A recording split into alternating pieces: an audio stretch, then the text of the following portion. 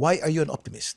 Because there's no other alternative. Ang belief ko in life, at saka when I was a kid pa kasi, Kim, I experienced a lot of crisis that most people do not. Yeah. So I've learned to adjust to challenges in life with a positive outlook. When I was young kasi, my father died when I was 7. He was from a very well-off family, several generations wealthy. Then talagang totally upside down, naging lower middle class na kami. Naging mother ko kasi was a teacher. So I've learned to adjust to challenges in life. Na I always believe na the future is good. It's up to us to claim our destiny of good future.